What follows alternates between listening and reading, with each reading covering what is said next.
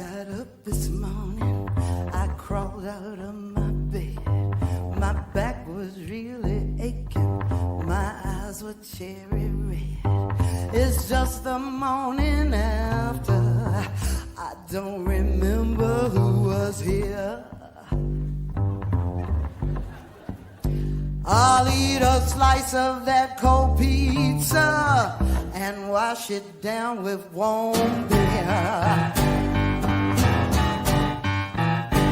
I got that not so fresh feeling from my head down to my toes. I think I had a good time, heaven only knows. It's just the morning after. Lord, it's funky up in here. Help me now, yeah. I'll eat a slice of cold pizza and wash it down with warm beer. Yeah, you got it now, hey. Yeah, you got it now. Hey, welcome to the Morning After with JP and Big Joe. I'm JP. We're having a little problems with our dual screen picture-in-picture kind of thing. But Big Joe, are you there, buddy?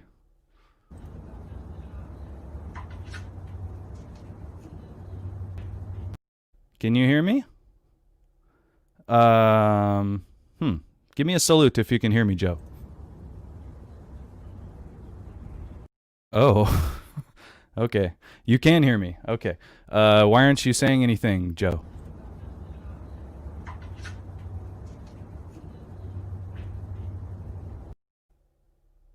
What's going on? I know your mic works because I can hear stuff going on in the background.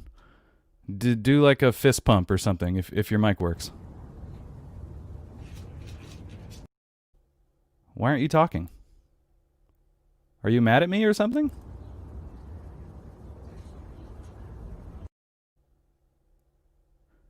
Okay. This is not a good way to start the show. My co-host refused to speak. It's okay. He just doesn't have a lot to say today. Is there anything you wanted to add, Joe?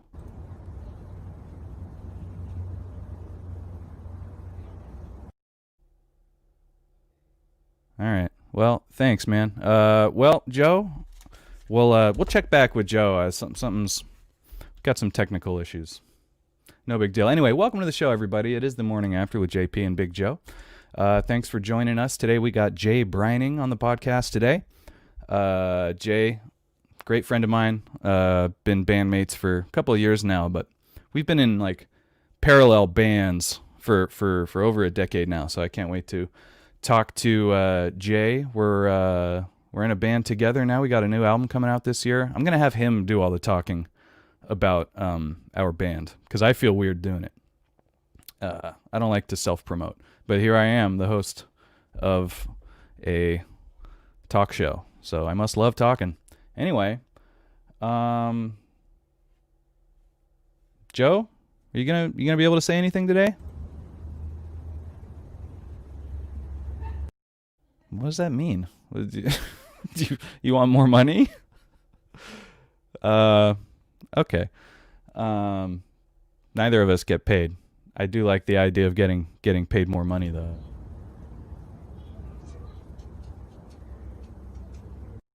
What a strange approach to today's show, Joe. I give you credit, though. If you don't feel like talking, you shouldn't have to. So I'm not going to force you. You're a good dude, and this is a decision you've made, so that's totally fine. Maybe next week you'll be more talkative. That's totally fine. Anyway, it is Friday morning. I woke up today. I didn't get very good sleep at all. I guess I'll get personal. I got a little personal thing here. My fiance has Tourette's syndrome. I don't talk about this very often, but she does. So that's why I feel okay talking about it. But she's got Tourette's syndrome, and very rarely she'll have like a twitch attack where like her whole body will twitch and she can't stop it, and it's very scary. So it happened in the middle of the night last night. Not in the middle of the night, but late last night. So kind of spent the better part of the evening just kind of like making sure my fiance was okay. It's a very scary. It's not good. But anyway, as a result, I woke up very tired. not in a good mood. I woke up angry. I woke up angry today, just like Joe. How do you feel today, Joe?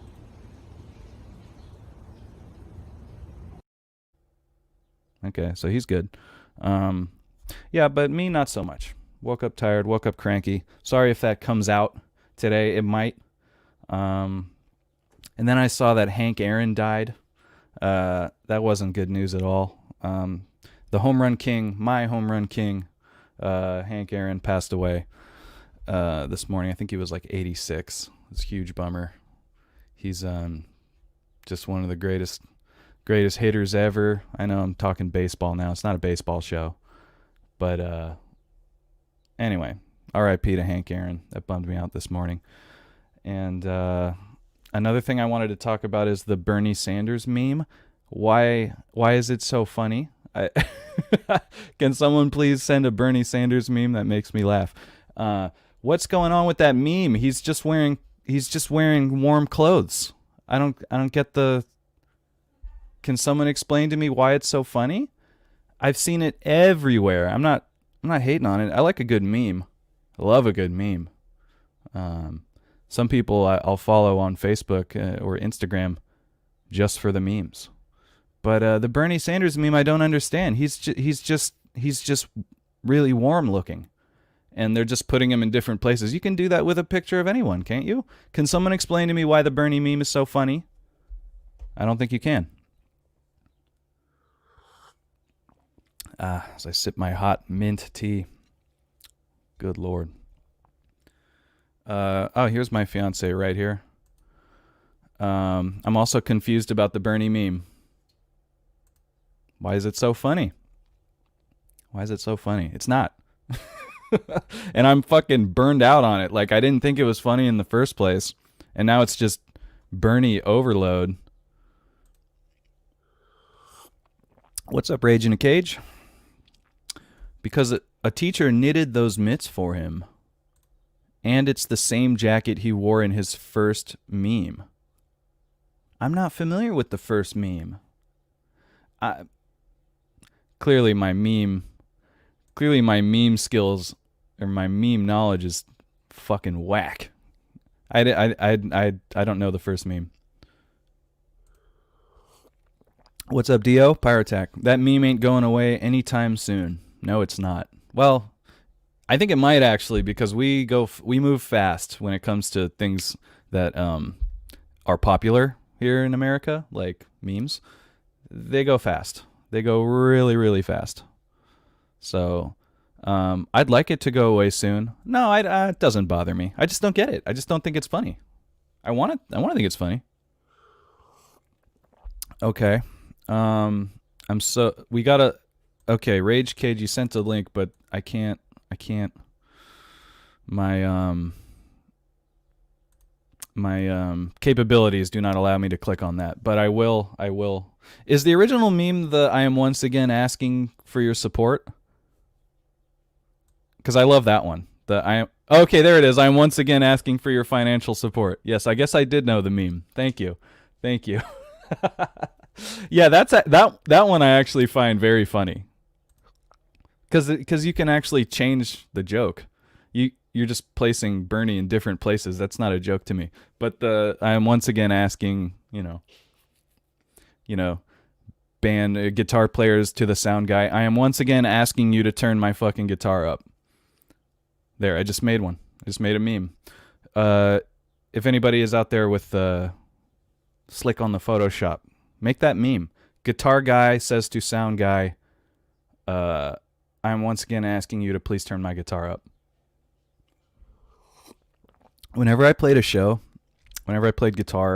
for a show, my first thing, go talk to the sound guy, go make friends with the sound guy. Even if you have to, I don't want to say kiss his ass, but just butter him up a little bit. Even if you have to butter the sound guy up a little bit, just say, hey man, can I get you a drink? How you doing? My name's JP. What's up? That sounded like I was hitting on him. Hey dude, what's up? I'm JP. You want a drink? I'm in the band. I'm playing later. Yeah. Maybe that's why my guitar never gets turned up. It's because they just think I'm some sex goofball trying to trying to get some from the sound guy. I'm not above it. I'm not above it. I'm not above it. Yes, thank you, Coach Lore. Cool shirt, JP. What's the Warrior Room? Yeah, the Warrior Room. That's right, baby. Check them out. The Warrior Room, Instagram, Facebook, home workouts. You know, I think it's worth noting that I work for the company. I'm co-owner of the company. So yeah, I'm wearing the fucking shirt. So anyway, thanks for joining us, everyone. I know I said that already. I really do appreciate it. It's Friday. Let's check in with Joe. Are you still there, man? Okay. He's just done. I know I can hear it. His mic works because I can hear stuff happening in the background. But he's just not feeling it today. Totally fine. Is Joe on mute? No, for the reason I just said. I can hear stuff happening. He's just not moving his lips, and for that reason, he's not on the broadcast. We're having issues with our dual screen, dual window stuff. Anyway. So Joe he's just not very talkative today. That's totally fine. Like I said, this is the morning after with JP and Big Joe. This is his show as well. If he doesn't feel like talking, it's totally fine. Dave Chappelle got COVID-19. That bummed me out. Not because he, I'm bummed out when anybody gets COVID. But when I hear that so Dave Chappelle, he got COVID-19, but he's also in the middle of a week-long residency at a barbecue restaurant in Texas. Texas? Not Texas. Texas.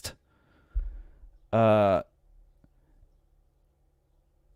I'm so mad at the world. Like, why the fuck does Dave Chappelle have a fucking residency for performances at a bar, at a barbecue restaurant in Texas right now? Am I fucking crazy? Am I the only one that doesn't think anybody should be performing anywhere? So the story is Dave Chappelle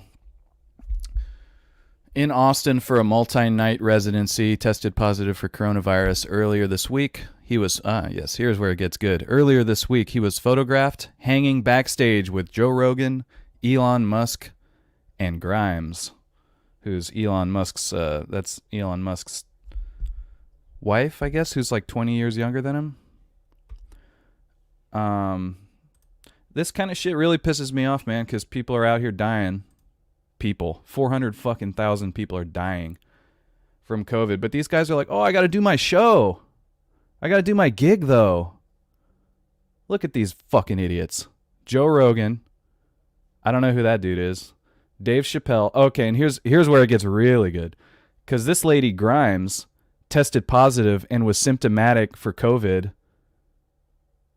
just on the 13th. The 13th of this month. And here they are hanging out less than a week after that in close quarters taking pictures together. This shit pisses me off so much. I really didn't want to get up this morning and go on a COVID rant, but I'm like, look at these fucking idiots.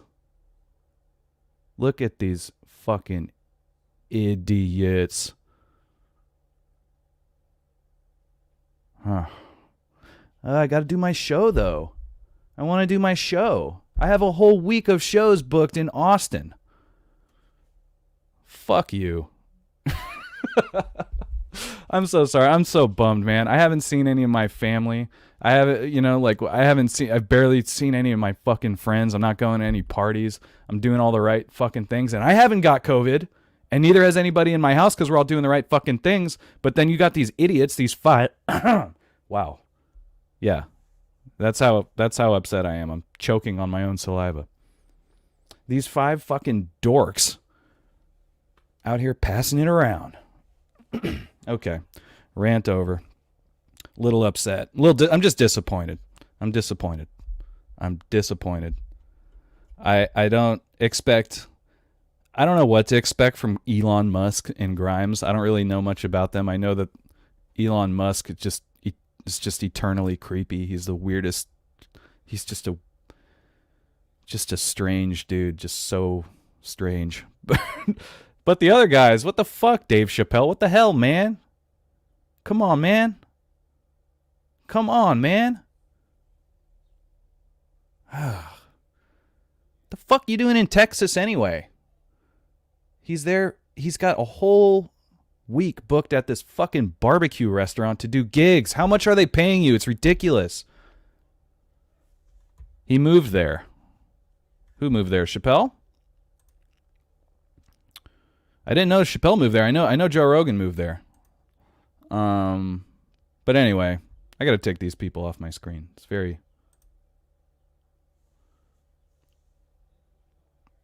Okay. Oh, yes. Elon. He got mad at Cali for the taxes, right? Yeah. Okay. Wow. That, I mean, I can't fault him for that. I'm not mad at him for trying to dodge the exorbitant taxes. As long as people are paying their fair share of taxes, I'm not mad at taxes, but you know. Anyway. Joe Rogan. I'm so tired of you, Joe Rogan, making my generation dumber, just progressively dumber over time. I'm really, really, really not happy about that. Anyway, folks, thank you for staying on board while I got a little upset there. Like I said, I woke up, I was not in a good mood this morning, and then I saw Dave Chappelle's out there fucking slanging that COVID. Anyway, let's see here. He's only making tech for rich people, sort of. But that is kind of what tech is. Most tech products are expensive. Not necessarily for rich people, but Joe Rogan is the Gwyneth Paltrow for men. What is that? That is great. What is good? I don't know if I fully understand the comparison, but I think it's funny. I have heard that like Joe Rogan is like the Dr. Oz for like insecure straight white men, which I thought was very funny. Okay, but enough Joe Rogan talk.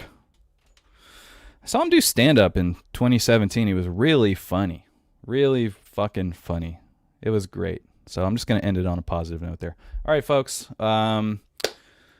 Big Joe, you think you're ready to bring in one of our guests? Oh, he's thrilled. Are you there? Touch your beard if you're there.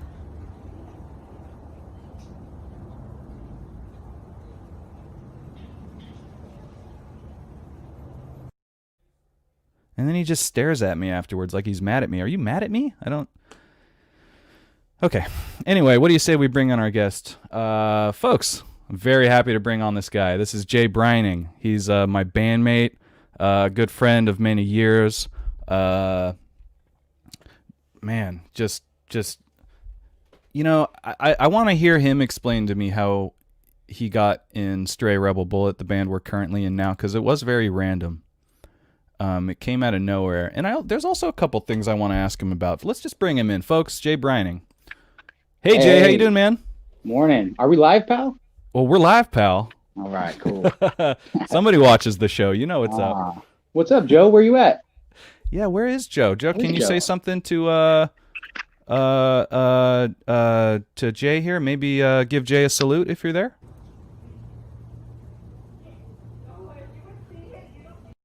Well, there it is. There he is. Yeah, he's there. He just doesn't have much to say today. It's a little weird. Yeah. First of all, I apologize on behalf of my co-host Big Joe. He's acting very immature. He doesn't want to speak. But how are you doing today, Jay? I'm good, man. I have to go back a little bit because I noticed you said you were burned out of the Bernie meme. Yeah. I just had to throw in that stupid burn joke. Did I say that? You did. You're like, I'm burned out on the Bernie meme. It was great. Wow. See, usually I try to pay attention to my speech. Like I don't want to repeat the same words, but there I just did it. It was great. It was Good perfect. catch. Thank you. Yes. Jay, you're afraid of dwarfs? Yes. We're gonna. So you're jump afraid of into little you're afraid people. of dwarfs and, Oh, and little man. people. Tell me all about this, because one of our mutual friends let me in on some information about you. They said that they would often turn on what is that show? Big Oh God. Little People, Big World, and Yeah. you would leave the room. Tell me about I that. know exactly who you're talking. You're talking about Nick. You talked to Nick Smith. That little bastard. Yeah. Yeah. Is I that have a true? fear of little people. Wow. So like if one like were to enter the room, would you leave, or were you able to hang out with one, or? I beeline to the nearest exit, man. Yeah. I don't know why, but they've always freaked me out, man. They've always just, since I was a little kid, I've always had like a fear of them. I don't hate them. I'm just fearful of them. Of course It's funny not. you bring that up, man. Yeah, I don't hate tarantulas. I just don't. No, I'm just of course fucking not. afraid of them. Yeah. So Nick did say that you were. He didn't just say you were afraid of him. He said that you were deathly afraid of him. Yeah. So Pretty much. Fucking Nick. that's a bit. Yeah, Have man, you ever? it's funny you bring that up. I was just at Target the other day too, and I was on the phone with my wife trying to find something that she needed, and all of a sudden I was like, "Oh fuck!" She's like, "What's wrong?" I was like, "There's a little person like coming down the fucking aisle." So I had to. Oh man, it was literally like a week ago, and I had. She's like, "Shut up, you're fine," and I like beelined it to this toy section, the far away as possible. You know what I mean? Oh my god! You know, I was just gonna ask you too. Was there ever been a situation where you had to get the fuck out of there? And there you go. Yeah, and it's happened at the mall in Pleasanton. It's happened at Target. I could probably, if I wrote down everything, I could tell you each place it's happened in each year probably. Don't you feel bad about that? But I mean, you can't really feel bad because it's like your natural reaction. But there's got to be something inside you goes like, "Oh, I don't want to." Man, the way they waddle when they walk, like when they walk, they waddle. You know what I mean? They do the little. You know what I'm saying? I'm not trying to be an asshole. I'm just they freak me out. You know. I love that this is the first thing we're talking about, right? Fuck. I wanted their to little break fingers and just I don't know their voices, their little. All right, now you just sound mean. You just sound. I know, mean but now. they freak me out. Like I said, you know, I mean, you can't control that type of thing. I as I said earlier, I don't hate tarantulas, but I don't want to touch them, and I don't want to be in the same room. I don't hate anybody. I don't hate them. They're just scared the piss out of me, dude. You know what I mean? I don't know why. Fair enough. What is like the cutoff? Can you be really short, or is it like do you have to be a full on? What if a really short person dwarf, came up to dude, you? it's straight dwarf. Yeah, you can be short and whatever. It's straight like I'm talking 2-3 feet tall. You know, like little. They're grown up people, but they're not grown up. Right. It's, yeah. Wow, that's interesting. What if like trying to think of some situation where you would agree to hang out with a dwarf. What if what if you know what, I'm gonna think of one. We'll get back to this dwarf thing later. You know what Nick used to do? Nick used to be like, he'd be like, bro, like what would you rather do? Like fuck a little person or like swim in the ocean with sharks. It was always like two shitty things, but like what's the worst thing? You know, he'd always do that scenario with little people. He'd always say, well, what would you rather do? And what would you rather do? The opposite, usually. Okay. Now that I'm a little older, though, this was like, you know, we were like teenagers and 20s. Mm-hmm. I was younger. Now that I'm a little older, I've like gotten more not as scared, I guess, but still fearful, man. But yeah, honestly, if he asked me the question now, I'd probably go with, depending on what it was, probably go with the other thing now. I don't know. Yeah. Depending on the scenario. Let's so apparent. Thank you, Rage Cage, one of our viewers here, points out that dwarf is not the PC term to use. I actually don't remember what it is. I think it's little people. I'm so sorry. That apology is from my heart. I didn't want to call you out, but I heard you it knew. Sometimes. I did. You knew. Know. Oh my gosh. Yes. You just let. I let you run with hang. it, man. Okay. Well, I kept saying little people. Allow me to formally apologize to anyone out there who might be a little person. No offense. Anyway. And we don't hate you. No, absolutely not. Oh, what an awkward show so far. Joe's not talking to me. We're over here. We're offending people. Man, this is rough. You blame Nick Smith for that one. Anyone out there, Nick Smith is to blame for this fucking 20-minute conversation. You know, I will actually. I will blame Nick because I told him, say, hey, I got Jay coming up on the show pretty soon. You got any like stories about anything interesting? You know, we can talk about. And literally, the only thing he said was he's afraid of little people. He didn't give me anything else, like not how you guys met, maybe how you guys started a band together, or anything. Nah, he's afraid of little people. Deathly afraid of little people. We used to put on Little People Big World and watch them get freaked out and leave the room. Well, yeah, because we'd be you know, smoking some weed, man. We'd just be chilling, watching TV, watching something not that, and then all of a sudden, out of nowhere, he'd change the channel to that shit, and it would, like, he would, you know, I'd be couch locked, just fucking, you know, and then he'd see me fly out of my chair, dude, and jump out, you know, to the next room, man. It was like fun for him, you know. We had fun, man. We were always pranking each other. That's funny, man. So Nick, of course, Nick Smith is one of your good friends. You were in the band Eyes of Aces with Nick Smith. Let's back up, actually, now that we're talking about old stuff like Eyes of Aces. How did you get started being the vocalist of a metal band? Did you play any instruments or anything? What was it? When did you get started in performing music? Yeah. I play a few things. I started off playing piano when I was like 10 years old. My mom, I wanted to play guitar like every other fucking 10-year-old, right? But she's like, well, let's get you into piano, honey, and learn how to do something else first. I'm like, all right. And I actually ended up enjoying it. I learned how to read the music, and I learned how to play piano. And you know how to read music and play piano? I do, yeah. I do. Yeah, I got a keyboard right behind me, actually. I've never known this about you. Yeah, man, I got drums right over here, too. I got a whole studio. It's my little garage studio back here, man. Oh, my God. Wow. I'd come over if it wasn't for COVID. I know, right? But anyway, do continue. So you got into piano lessons, like formal piano training and stuff. Yeah, for a couple of years. And then I think I was about 12 when I got my first guitar, and they finally like, okay, fuck, give him a guitar. He didn't stop talking about it. And I got it was a hand-me-down from my best friend's older brother. It was I wish I still had it too. It was a BC Rich Mockingbird Fire Truck Red. It was cool, man. Oh yeah, that's a very heavy guitar.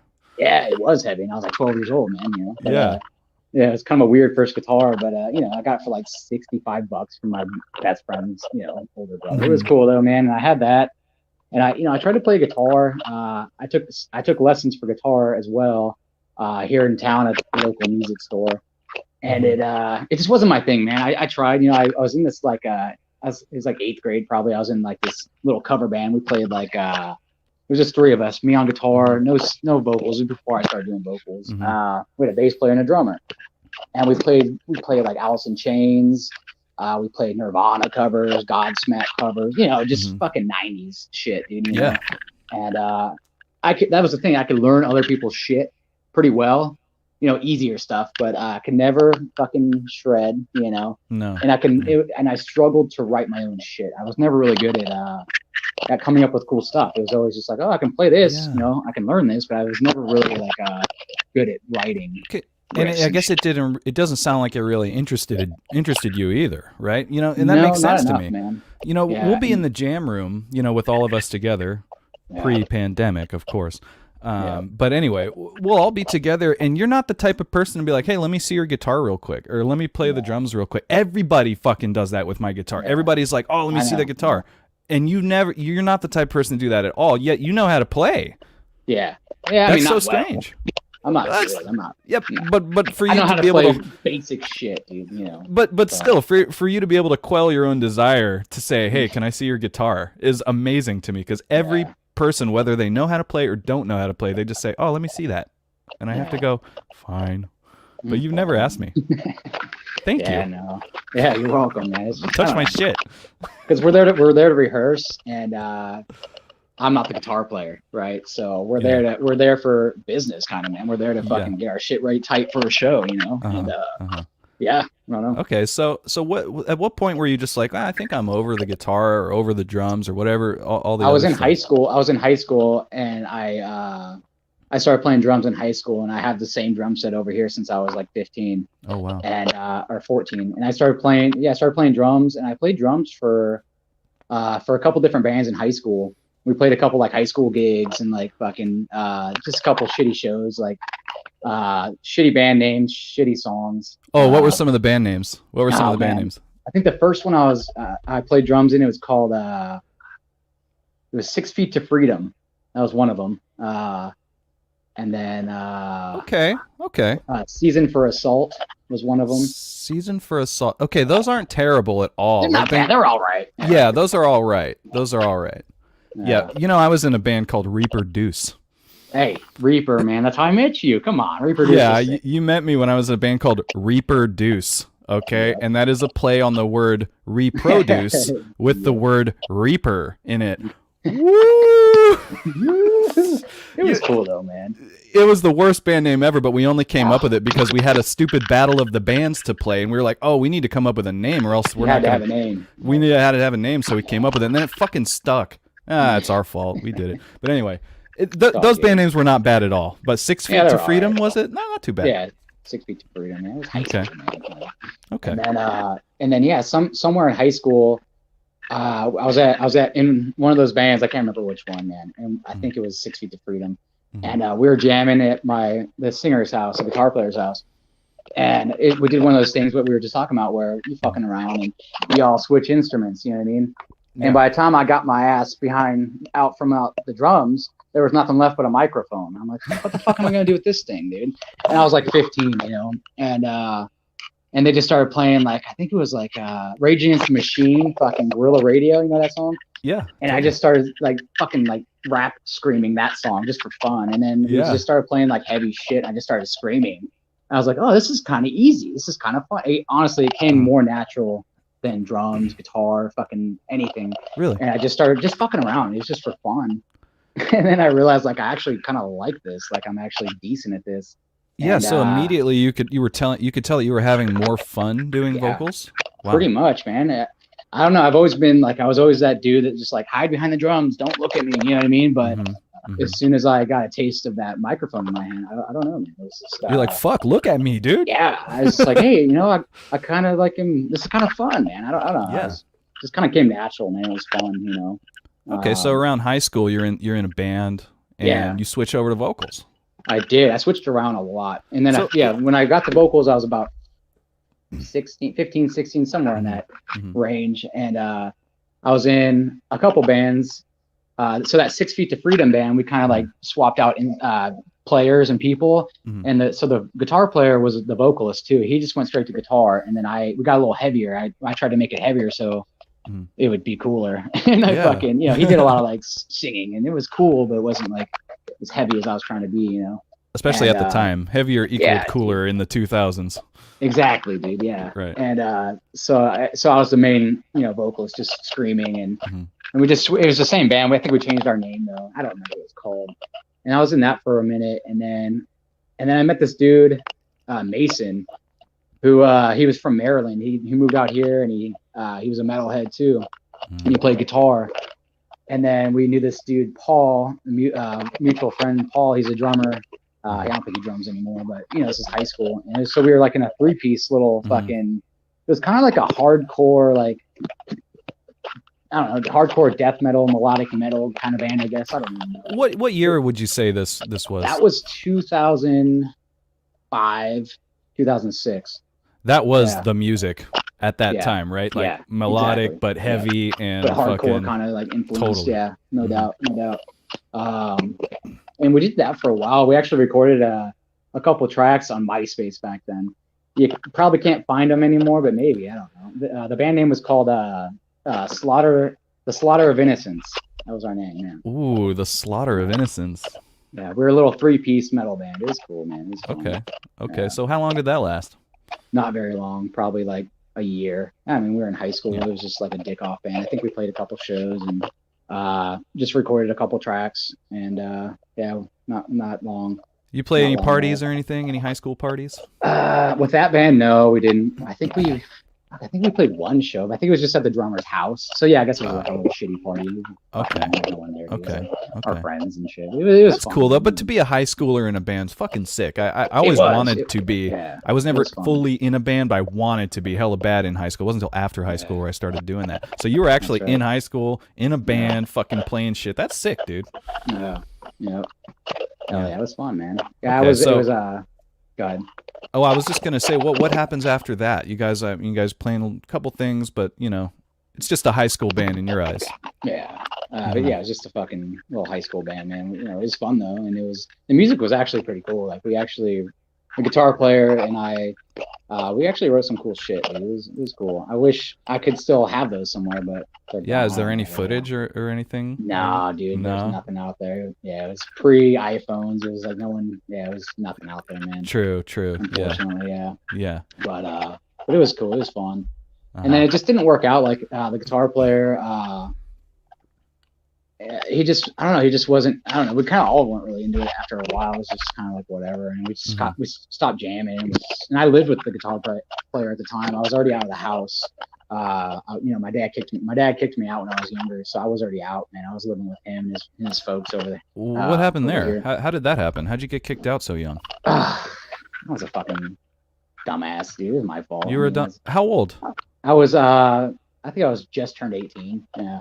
Okay. Yeah, so it was, or maybe I was 17. I don't fucking. I think I was 17. I think it was right before I turned 18. Yeah. I was in high school still. So what, you were being a bad little boy and he said, "Get the hell out of my house"? Dude. I was a senior in high school, man. Yeah. Mm-hmm. And honestly, like my dad, like he never really. I lived with my dad. My parents were split. I lived with my dad, and growing up, my mom did all the punishing. My dad, he was a workaholic. He's always at work. He never did all the punishing and shit. Mm-hmm. So it was mostly her. I officially moved in full time with my dad when I was like 16, I think, or 17. So I wasn't even there very long full time before I got the boot, But okay. But yeah, so like he just never really punished me, man. So I pretty much took advantage of that shit. Like, oh, cool, I can do whatever the fuck I want. You know what I mean? Like, I mean, for an example, I was 12 years old. It was spring break. I was in like 6th grade, 7th grade, or some shit. Whatever grade you're in when you're 12. Yeah. Do you remember Jesse? He came to the Burrow back in the day. We did some dual vocals, fucking around a couple times. You remember him? Long. It was like 14 years ago, man. Wait, Jess, was he? Oh man, for the sake of the story, yes, I do remember. Okay, yeah, it was a long time. Yeah, you only met him a couple times. But so me and that dude, he came over one day. We're 12 years old, and I'm just sitting there eating cereal. He comes in just to hang out. My dad's gone. My older brother's gone. No one's home. I'm just watching TV, eating a bowl of fucking Fruit Loops or some shit. And he comes over. He's like, "Hey, what's up, man? You want to hang out?" I was like, "Yeah, sure. Let's go to Aaron's house, our buddy that lived, just like 7 blocks up the road." Mm-hmm. And I was like, "Fuck, I don't really want to walk, man. My dad's got this extra car just sitting around. Let's fucking take it, dude. He's at work. It's all good." 12 years old. It was a 1999 Crown Victoria. You know what those are? They're fucking boats, dude. Yeah, those are the ones the sheriffs drive usually, right? The old cop cars, yeah. Mm-hmm. A 12-year-old has no right. No, dude, a 12-year-old driving a Crown Victoria. It was a boat, dude. It was massive. Yeah. And but we got in there, and he's like, "Dude, this is a bad idea." You're 12 years old, and you and your friend are like, "Yeah, let's take my dad's car." Yeah, pretty much. This is amazing. Yeah, this is just one of many stupid stories that I did as a kid, man. Oh, I'm here for it. Yeah, and he's like, "This is a bad idea." Jesse was always like, "We probably shouldn't do this." And I'm always like, "Fuck it, let's do it." You know what I mean? Like always, man. Like I don't know why. I just like to have fun. I just like to have fun as a kid. I don't know. But, yeah. But we went to Aaron's house down the road, and Aaron's like, "You guys are fucking stupid. I'm not getting in that car with you." You know what I mean? And so we ended up going back to my house. I was like, "Well, this is fucking lame. No one's having fun but me." Like, So we cruised back to my house, and my older brother's there, and he's just standing in the fucking front yard with his arms crossed, looking at. I was like, "Oh fuck, he's gonna rat me out to my dad," and he did. Of course, that's what you're supposed to do. You know what I mean? Yeah. And I got in trouble like when I went back to my mom's, and my dad kind of punished me, but a little bit. He made me wash the car. I know that was like one of the punishments. I had to wash the boat. Oh, the boat. But yeah. So, anyways, we totally got sidetracked. But yeah. So going back to why he kicked me out. Yeah, it was stupid, man. Like I was at Mason's house, my guitar player at the time. Yeah. And we were drinking. We were hanging out drinking, smoking weed, and I was like, "Yeah, I don't want to go home." Like, and I called my dad, like, "Hey, I'm gonna crash over here, man." And he was at a Sharks game, and he was drinking too, which probably didn't help the situation. Both of us drinking. And I'm like, "Hey, I'm gonna crash here." He's like, "No, go home." It was like a Friday night. There's no school the next day. I was a senior in high school. I was like, no, man, it's Friday. Let me hang out, you know. And we got in an argument. Long story short, I told him I'm not going home. He said, well, if you don't go home, then don't come back. I said, cool. And that's pretty much what happened. I just was like trying to be rebellious. Yeah, I was 18. And so what? Me and my dad are tight as fuck right now. Just letting everyone know we're cool as fuck. I was 18, dude. You know, I'm in my 30s. I'm old as fuck. So, I mean, it's all good. But I was just gonna ask how you still speak to him though. That's good. Oh yeah, good to we're hear. tight. We're tight as fuck, dude. Yeah, Oh, but you know, good. I was young and dumb and just fucking wanted to do my own thing. You know. Yeah. Might be a situation where both people have regrets. You know what I mean? Yeah, pretty much. Yeah. Wow. But, wow. And I know he does, and I do as well. I mean, you know, I should have just listened and gone home. It wasn't that big of a deal, man. But you know, it turned out to be this big ordeal. And I came back the next day and packed all my shit and left. And I was pretty much over at my buddy Mason's house all the time, anyways. You know, because we were just best buds, always hanging out and playing music and just drinking and hanging out and shit. So I was like, whatever, man. You know. Yeah. And his mom was cool. She's like, you can just stay on the couch. I'm like, all right. And that's how my couch stay started. It was on his couch, man. And I couch surfed for like 7-8 years or some shit. You know? My God. That's incredible, man. And just going back to the argument you had with your father, it's funny how you'll get in such an argument with someone and it feels so heavy and it feels like, man, we just lost everything. You know what I mean? Yeah, pretty much. And then you look back and you're like, what the fuck were we even arguing about? Spending the night? You know what I mean? Like, exactly. or whatever. Nothing. It's just two people probably clearly at their wit's end or something. And they're just, both you guys maybe just tired. I've had this exact, my stepdad, man, one time we got into an argument about Chinese food. I said, he said, oh, get me chow fun or lo mein. I'm like, well, get me chow mein. And then we realized that we're talking about the same fucking thing. I'm like, no, that's chow mein. He goes, no, it's lo mein. You know what I mean? And I swear to God, we got into a serious argument and like it escalated. And then I didn't talk to him for like a year, maybe like 2 years. Wow. We fucking argued about Chinese food, Jay. We were arguing about fucking Chinese, and I didn't talk to him for 2 years, man. So obviously we're cool now, but like, because we're just, you think about it, you're like, what the fuck? Life is short, and we're sitting here fucking arguing about Chinese food. But anyway, I'm so glad to hear that you and your dad are cool again. Oh yeah, man. Yeah. I mean, being a teenager is hard, man. I mean, growing, like you're trying to figure out who you are, man. You're trying to just figure out life, you know. And it's hard being a teenager. Are you noticing? Yeah, sorry to interrupt, but are you noticing, because you've seen it on one side, you're like, well, being a teenager's tough. Now you're a dad.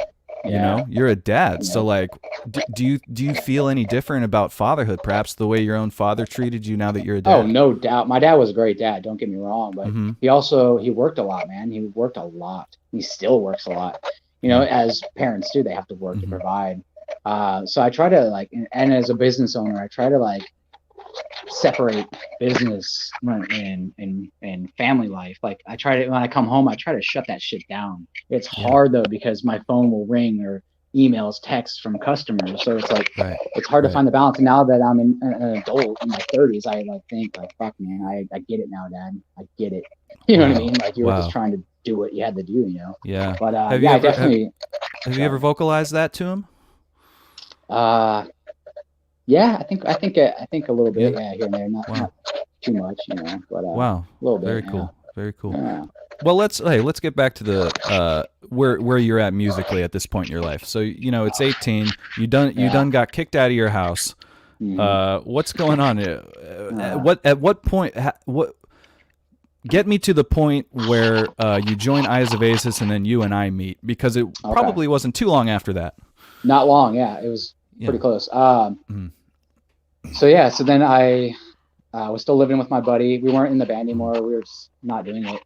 And that was the first time where I hadn't been in the band in a while, you know, on guitar, drums, whatever it would have been, you know. And so we lived up the street from an AM PM. And a dude named Jason worked there, actually, believe it or not. And he was a drummer of a band called House of Atreus. They were a local band here in town. They were huge, man. Like I went to shows at local skate shops and a bunch of places that used to be venues here, which are no longer around. But you know, so I grew up that's in Livermore, right? Yeah. Okay. And so, you know, Josh Foster, the guy that mixed and mastered our debut album, he was the singer, the vocalist of House of Atreus. And I just looked up to these dudes. You know, they're a few years older than me, and they're just like, they were fucking good, man. I used to go to their shows. And so I kind of befriended the drummer, Jason, because he worked at the AMPM down the road. I was always in there buying smokes and candies and whatever, you know.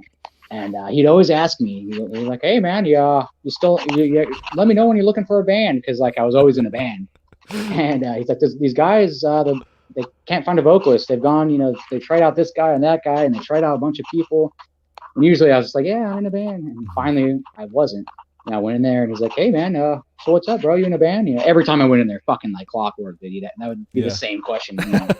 I finally came in. I was like, actually, I'm not in a band, man, at all. I'm not doing shit. And he's like, oh, dude, fuck yeah, I'm gonna call up Derek right now. So he called up Derek, which would be my drummer later on, and he called up Derek right there in the store. And he's like, hey, man, I got this dude Jay. He's a vocalist, and he's fucking sick, and I'm gonna send him your way. And Derek's like, cool. And he like told me how to get to his house out in the fucking country, out in the middle of nowhere out here, you know.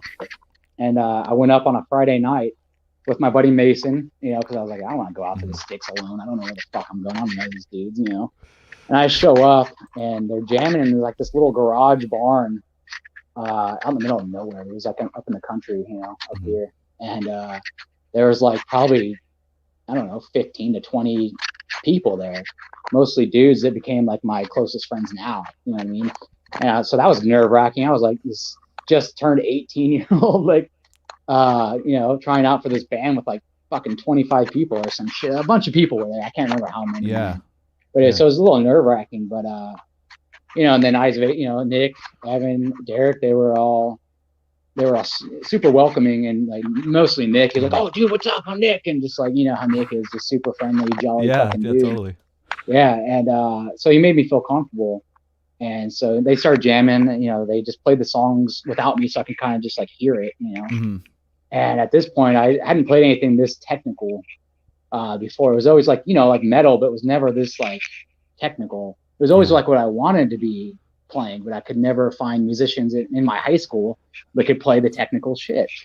And these guys could. Were they an existing band, or were they called Eyes of Aces? They were already Eyes of Aces before I joined. Yeah. Okay. So they, Nick and Evan, they were the two guitar players. They formed the band first. They wrote a bunch of riffs. I think they wrote like 10 plus songs originally, and then they like dissected all those songs and took out the sickest parts, and then we eventually turned it into our first EP. But it was before Derek, and they didn't even have a name. It was just them jamming, and then they got with Derek on drums, and then I believe Derek actually came up with the band name, if I'm not mistaken. He was watching like Discovery Channel, probably stoned out of his mind, and it was something on like Egyptian Eyes of Isis, Egyptian goddess or something like that. Don't quote me, I don't know. And then he like texted it to Nick and Evan or something, and it just like they rearranged the letters a little bit, I think. Right, like they made their own spelling. Yeah, and it means absolutely fucking nothing. Eyes of Isis means nothing. There's no, you know what I mean? It's a made up fucking word, man. No one could ever say it. No one could ever spell it. You know, so it was like no one could ever steal it. Exactly. Because it doesn't mean anything. We never needed to trademark it, that's for sure. But, that's amazing. But that's how they came up with the name, I believe. Yeah. So by the time I came up there, they already had like 3, maybe 4 songs. Right. You know, pretty nailed down. So they played those songs, and then I ended up just kind of screaming yabba dabba doo. Like, I didn't have lyrics. I just so they could see what I was about. And yeah. So is that how you started? You were literally, you're not saying any actual words. I was just screaming, dude. Wow. Just screaming. And some of it was actually, that's not true. Some of it was like shit that I brought from like the Slaughter of Innocence band. Like some of those lyrics, I'd like combine it into yabba dabba doos. You know what I mean? Right. And because I didn't know these guys, it's the first time I ever heard their songs. I didn't know shit, man, you know? And I just went in there just to show them what I could do. Yeah. And this was the tightest band I'd ever been a part of. Like I'd never been with a tighter group of guys before. Like they were fucking tight, man. Like you could tell they knew their shit. They knew they were good, man. It was just like the absolutely. when I met you guys, I was a little like intimidated by Nick and Evan when I first met you guys. 'Cause I was like, damn, these guys are younger than us and they're better than us at guitar. Yeah, I was like, that's kind of intimidating. Yeah, Like, and me and Evan are the same age, but when I first met them, I thought Evan was actually older than me. And he was super. Evan's so funny. He was super like standoffish, like you know how Evan is, dude. Yeah, Evan's so like sweet. he'll be your best friend once you get to know him, but he's like that with new people. He doesn't like if he doesn't know you, he's just like whatever, fuck that guy, kind of like until he gets to know you. So I remember when I first met them, I was talking to Nick. I was like, I don't know about Evan, man. I feel like he doesn't like me or some shit. He's like, oh, that's just how he is, bro. He'll warm up, don't worry. And of course he did. He's like my best friend, dude. But yeah. It's just funny how it is. Like, Evan Pelican, such an amazing guitar player. Also a very, very sweet dude, but he does have a face. You're right. He does have the face, man. It's just his appearance. Yeah, he's just right. Mad dogs everyone. Yeah. But yeah, so I tried out, and I was ready to join this band. I was like, fuck, I hope they liked it, And where are we right now? Like 2006, 2007? 2006, I believe. Yeah. Okay. And 2006, something like that. Yeah. Okay. Maybe early 7. I don't know, dude. Dates, fuck, I can't remember. I was like, but something like that. And yeah, so I was just like, we wrapped up, and I did the yabba dabba doo and shit, and instantly Nick was like, "Oh, dude, that was fucking sick." He's like, "You're in the band, dude. I mean, if you want to be." You know what I mean? And I was like, "Yeah, dude, I'm down." And I was pumped. It was cool, man. It was my first band that I was actually like, yeah, there we are, right there. Yeah. Yeah, this footage is actually from like 2010. I don't think that's Evan back there playing, but no, I that's not Evan. That's Nick right. to the next to me there, though, and then Derek in the back. Yeah. That's actually Sam on guitar and then Mike on bass. We went through a lot of lineup changes, man. You did. I remember that. There was all sorts of bass players popping in and popping out. Yeah. Yeah. Pretty much. Look at you guys. Funny. Yeah. The Pine Street. That's the Pine Street bar, I think. That's right. Pine Street in Livermore. It's what a crazy venue Pine Street in Livermore is, like, because you'll get just whatever no-name bands there, Yep. But then like Chuck Billy will play in his band there. You'll see like famous rockers playing there because they're all from that area. It's very strange little bar. Yeah. That's you guys. Yeah, man. So what happened? How did you end up recording that EP? Because that EP to me is legendary. You had like 4. What was it? How many songs were on that EP? 5 tracks on it. Yeah. And that was the one with the Dumb and Dumber. Yeah, intro, that was our right? self-titled. That was our self-titled. We didn't even have an album name. It was just self-titled. EP. Fucking legendary shit. I wish there was a way for me to listen to that now. Is that up anywhere? I have it on my old iPod, and I burned a copy of it. I meant like somewhere I can listen to it, not on your iPod. It's nowhere online, dude. I've looked too, and I ended up having Nick gave me one of his old iPods, and he had it on there, so I like downloaded it to my computer, and so I have all those tracks, somewhere. I think it's time to unearth them, dude. I know, it's been a long time, I think we released that in 2008 though, or something, but yeah, 2008, yeah, because I mean, I was so impressed with it because so many different things impressed me about it. As you said earlier, like the technicality was it was insanely heavy. Like it was so much heavy music was coming out at the time, but you guys like made it a point to like push it a little further. It felt like you guys were so fucking hard and so fucking heavy, and like your vocals, that always tripped me out. Like, how does all that come out of that dude? Because as we just we just showed you some footage of you in 2010. You weren't you weren't a huge guy back then. You know what I mean? I'm a buck 80 wet, man. You know what I mean? I'm fucking, there you go. But I just remember all of us in my band Reproduce would be like, damn, that fool can go, dude. Like he belts like fucking hardcore. So you guys, where did you record that EP? Wasn't it like with Zach?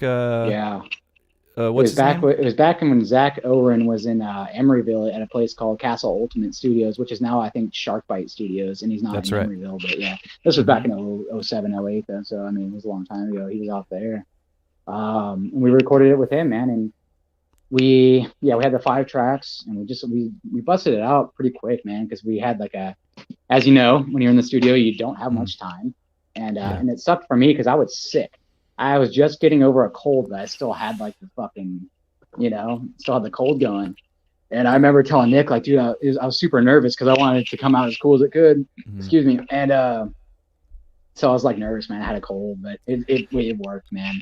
Do you think it helped or hurt your performance? It probably hurt a little bit. You can now that I hear it back, certain parts I'm like, yeah, that could have been better. You know what I mean? Oh, like, I was sick there. Yeah. Yeah. But it is what it is, man. Yeah. Here's a great suggestion from Rage in a Cage. You should re-release it as a 15-year anniversary or something. Isn't that crazy to think about 15 years? Yeah, I know. That's weird. That's wild. But I agree with this comment right here. Yeah. Because I think 15 years. I think I just want to personally. It's just for my own enjoyment. I want to hear it again. Yeah. And I don't have the original CD, but I do. Anyway. It's not up to me though, man. I'd have to get with the dudes and figure it out. But I mean, I don't know, man. Probably won't happen, to be honest with you. I don't know.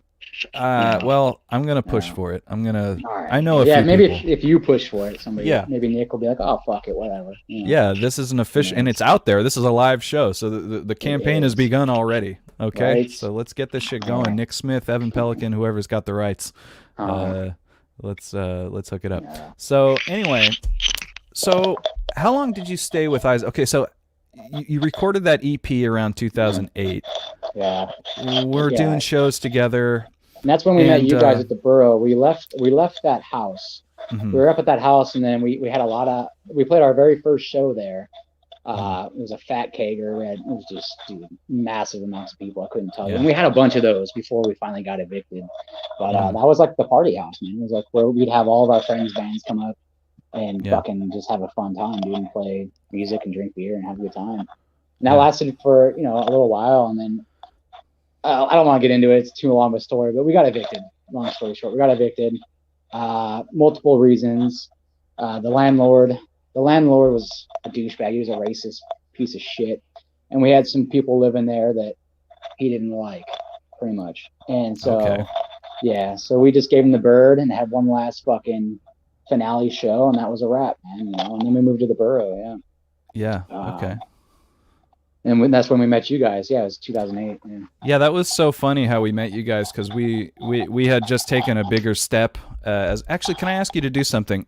Can you switch earbuds? I think your mic is like dragging. There it is. Better. There we go. Yeah, I could hear your mic dragging along the desk. Okay. No. So yeah, I remember back in 2007, like we were at my band.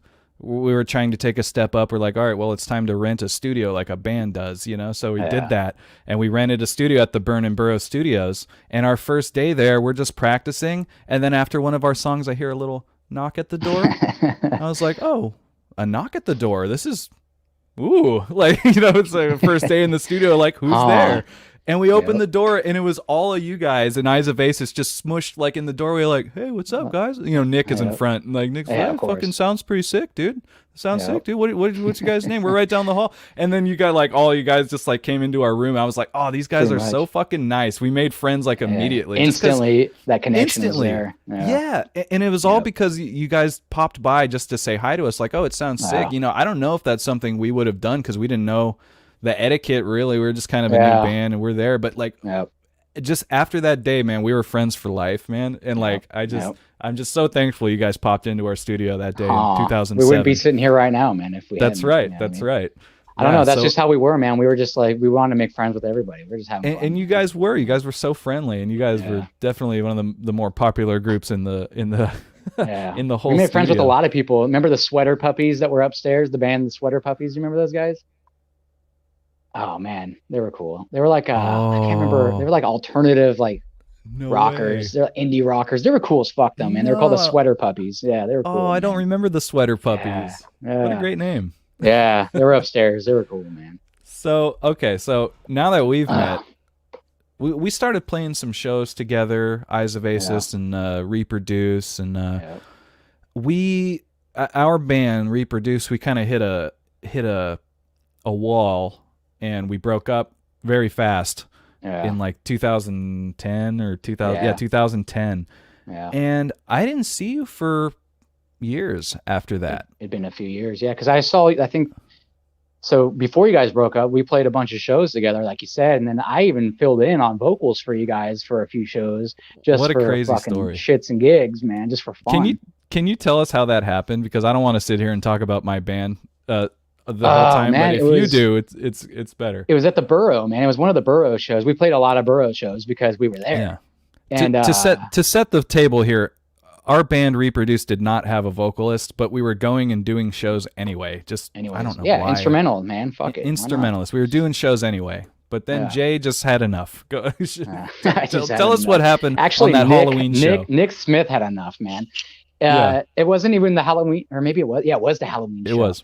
Mm-hmm. Yeah, that was the first time. Yeah, we were all dressed up for Halloween, and I don't think we even played that show. Eyes of Aces wasn't playing the Halloween show. We were just there. You guys were playing the Halloween show, and we were right up front like always. You know, our boys are playing, so we're front and center. You know, and Nick's like in between one of your. I think you played one song, and then like in between a song.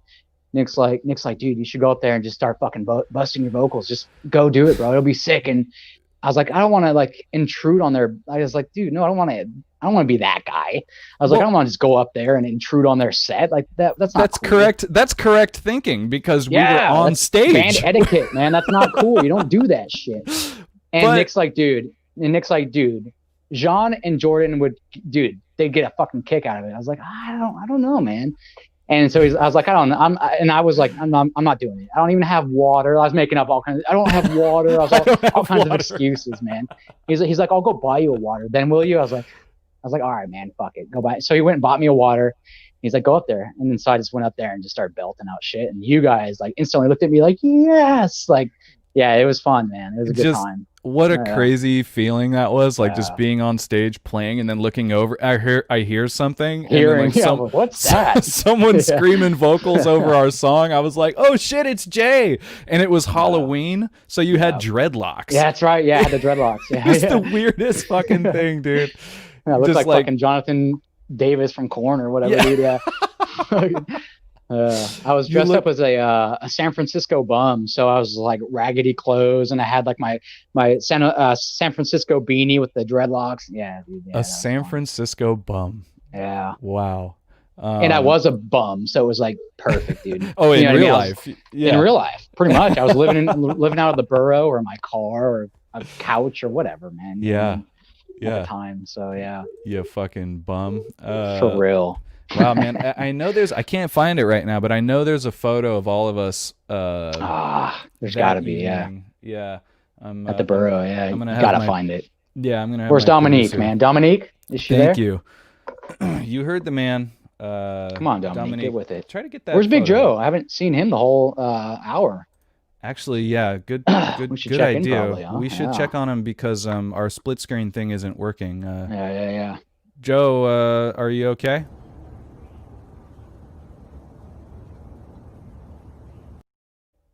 Wow. He's committed to this not talking. He really is. It's good to see him, though. I've missed his face. Yeah. I'm sorry he's behaving this way on the episode that you've joined us on. While Dominique looks up that photo, why don't you tell us what happened? Because you left Eyes of Aces for a little while. I don't know if you left or you got removed. That's like fast forward a lot. So when we were still at the Borough, we went through lots of lineup changes. Evan, unfortunately, got the boot. He got kicked out. And then we went through, we got this guy, Paco, who was that? I'm sorry, but to go back to Evan being kicked out. Evan, founding member of the band. Yeah. Good friend. You guys have become good friends now. Still good friends. Yeah, he's like my best friend, man. Was that messy, him leaving the band? Did that hurt? What was that like? It was, man. I mean, I didn't want anything to do with it, but at the time, there was lots of things, different things going on musically.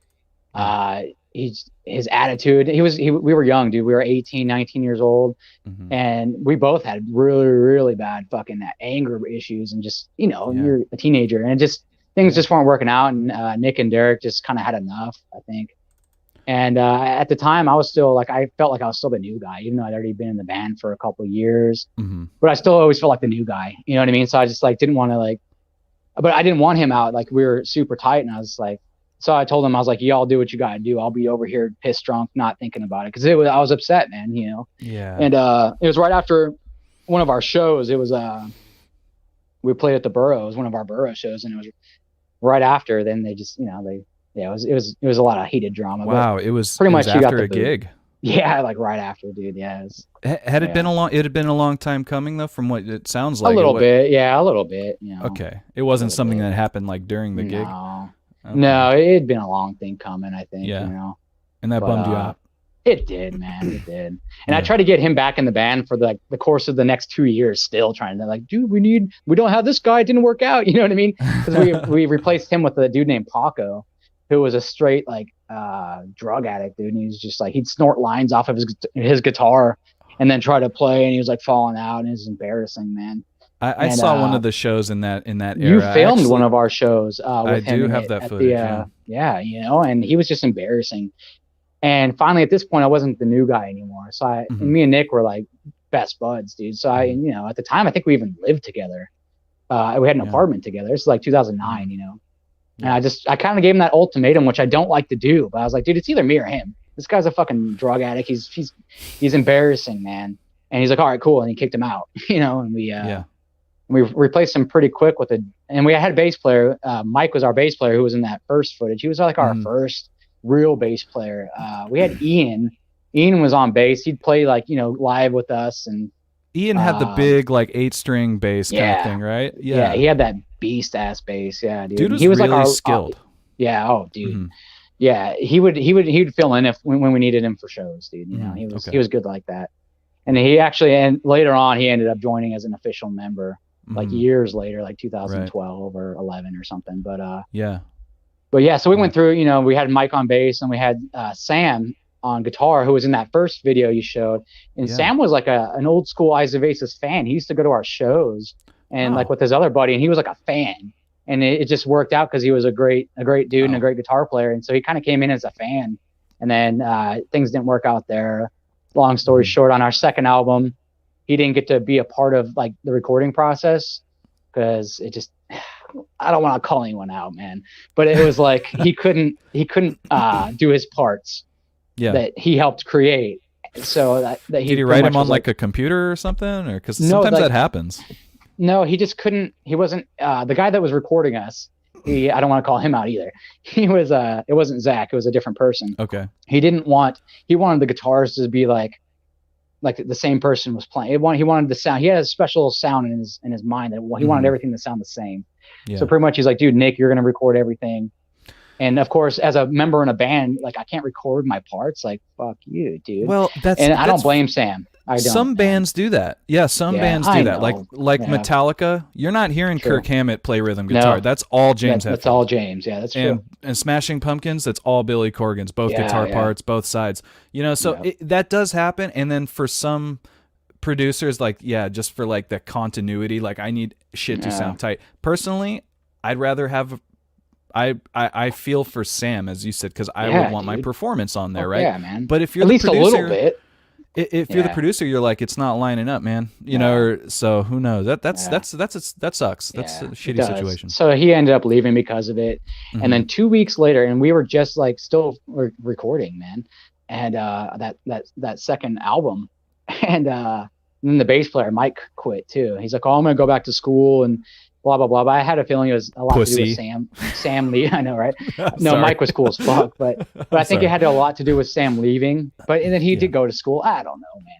But so it pretty much it came down to just me, Nick, and Derek, the original core of the band, you know. And I was like super like down. I was like, this sucks, dude. Nick's super positive. Nick, he's like, dude, it's cool, bro. We'll find a couple guys and it's all good. And you know how Nick is. He's just super positive, dude. And he was right, man. And that's when we got Jameson, who you actually brought up a couple episodes back, man. Jameson, fuck. Did I bring him up? He did. He did the King Diamond cover band, and he brought that up with George. Yeah, Jameson fucking rules, dude. That guy was so. I don't know him like super well. We're not like buddy hang out, but like every time I've hung out with that guy, he has been so nice and so good, and he is so good at guitar. Fucking amazing. Like he joined. I just want to talk about it. He joined that King Diamond band, and he didn't even know King Diamond songs. To that shit. He didn't even listen to King Diamond songs, and then he just went up there and jammed those Andy LaRocque guitar parts like they're nothing. Yeah, he was still in Eyes of Aces at that point too. He was doing both projects. Yeah, he's always had at least 2, 3, 4 projects. He's that guy that's always in a band, always in multiple things, man. And dude, Jameson was great, man. And he actually it's funny, like he wasn't on that album, but if you look at that Bound by Design record, you know, the CD, you open the CD and it's got his name and it says guitar. Oh, like, good. Yeah. But he wasn't on it, but he learned those songs in probably like 2 days, dude. You know what I mean? And he was in the band at the time of the release, right? And then he was exactly. And then he stayed in the band until the unofficial demise. We never officially broke up. Technically, it's, you know, and you know, it was we went on a hiatus in 2000. And go ahead. No, that's actually what I was going to ask. Well, what is the timeline here? When did Bound by Design come out? That was 2011. It came out. Okay. And 2010, 11, around that time.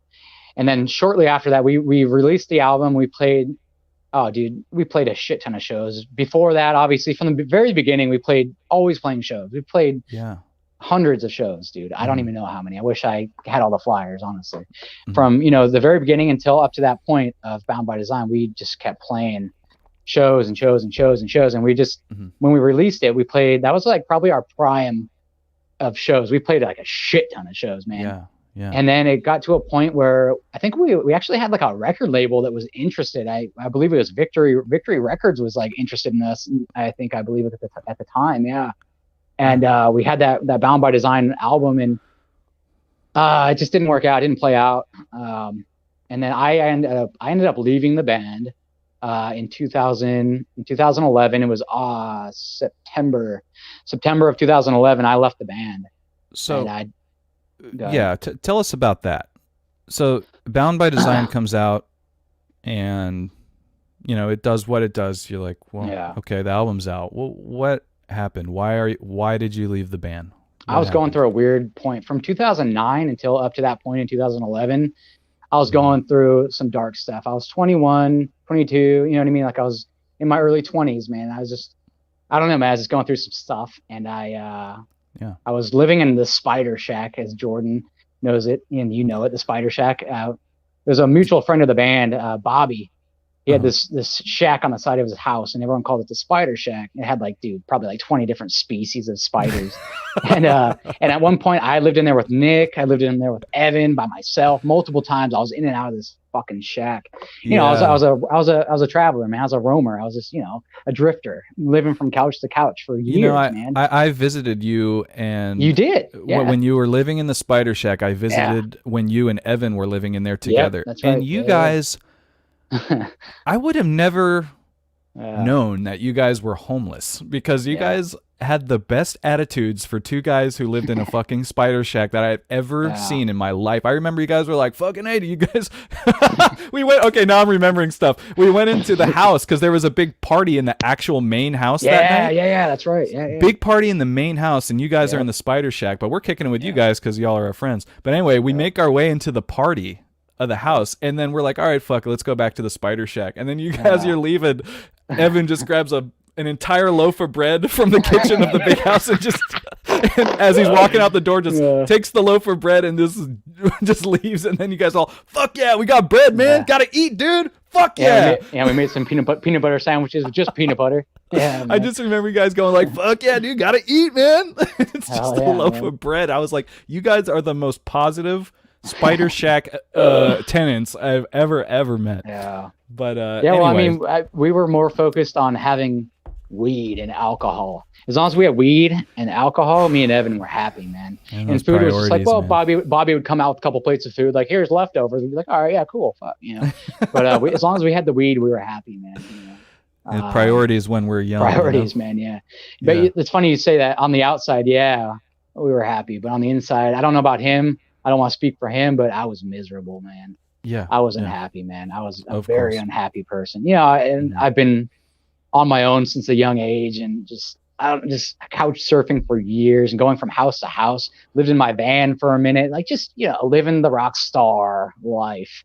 Yeah. And it caught up to me when in about 2010, 2011. It hit me, and I wasn't in a Spider Shack at that point, but I was just not doing well emotionally, mentally. And tell us about that. I got into some trouble, man. I got into some trouble. I was hanging out with some stupid people and doing stupid things, and I got into some trouble, and I had to take an absence from the band for about 10 months. It was the longest 10 months of my life. And I flaked out on shows because I got in all this trouble and I wasn't around. So Eyes of Aces, they had to fill my shoes. So they got a mutual friend of ours, Mike Stitches. He was from a grindcore band from back in the day called Thousands Will Die. Little 3-piece grindcore. They were sick, dude. They're good friends. Yeah. And so he was on vocals for a while, just until I could get my life together. I wasn't doing good, man. I was doing bad, Yeah. And, I don't, we don't have to dwell too much on that. No, don't worry. I do remember that era when you weren't in the band. I actually saw an Eyes of Aces show, fully expecting to see you. Yeah. Because I didn't talk to you too much at this time. We kind of fell out. We all fell out for a while because we left the borough. We went to Oakland, exactly. Back in 08. So, and we saw you in 09 and 10, and we saw you a little bit here and there, but we weren't as tight because we weren't next door to you guys anymore.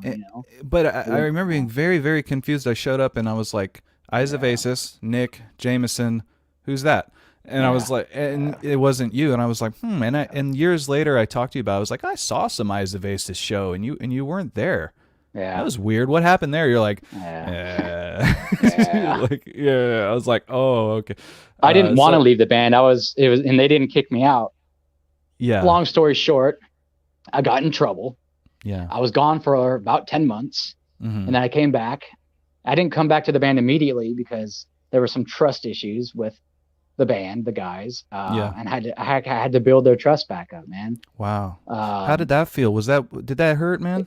Hurt, did man. it feel like your friends are? Do you feel like you did it to yourself, or do you feel like? Oh, it was all my fault, man. It was totally me, man. Like I let those guys down hard, man. Wow. At a time where we were like coming up, man. You know what I mean? Like we had this brand new album, like we had record people into us, and I was just like, fuck the world. Like I was not having a good time, man. I just did whatever I wanted. I got in trouble, man. I got in a lot of trouble. Do you feel like you let them down in any way? Totally really? let them down. Yeah, because they had to fill my shoes. We had like shows already booked up too. One of those shows might have been the show you went to. I don't know. Yeah. Because I was gone, but they had to fill my shoes quickly, and luckily they did because we've been in the metal community at this point for a while now, so we knew a lot of people. Yeah. And they found Mike, and Mike was a totally different vocalist than me, man. Totally different. But it worked, and it worked out for the time being. And he did his part. Yeah. And I remember coming back, and they played a show. And at this point, I got my life back together. It was 2012. I was with my future wife. We were just dating. Go ahead. You wanted to say something? I heard. Yeah. I'm just a little curious. It's like, so you're out of trouble now. Was the plan always to bring you back? But as you said, there's a little bit of trust issues, right? So the plan. So how did you end up actually convincing them? I don't know, because I was gone. But I think originally they were like, okay, well, Jay will get his shit together. But for now, I remember talking to Nick at one time on the phone. We stayed in contact those months I was gone. Just me and him. Nobody else. Really. Nick was my best friend, dude. So we were always like tight. He was concerned about you. Yeah. He was concerned about me, dude. Yeah. And he's like, dude, it's just for now. Like get focus on your life, get your shit together, and you'll be back in the band. This is your band, bro. It's all good. I was like, all right, cool. He instilled the confidence in me, Wow. And that must have felt amazing, right? Because you're at your lowest point. Yeah. Oh, dude. Yeah. It did. But then come to find out, mostly Derek, was just like, nah, dude, fuck that. Like the trust was gone, man. Yeah. And Derek was my brother, dude. Like we were super close too, man. So I let him all down, man. I get it. And so at first it wasn't like he didn't want me back in, man. I went to a couple of their practices too, which hurt, over there at the OMC or whatever it's called. And the triplex, in Oakland, totally. where we used to jam, That's kind of where we reconnected with you guys. Reconnected. Yeah, exactly. Yeah. Mm-hmm. And, I saw them jam a couple times, and it hurt, man. I was like, these are my songs. This is weird. But anyways, we jump back to a few months later. I'm 10 months later, I'm back healthy. I'm focused. I'm with my wife now. We were just dating back then. It's 2012. Yeah. And I went to a show at Walnut Creek, the Red House, before. Obviously, they're closed now, but it was a big venue, the Red House, where everyone played there, man. Yeah, for sure. And Nick's like, dude, just come and we'll get you up on stage for Because of Me, one of our songs. I was like, all right, cool.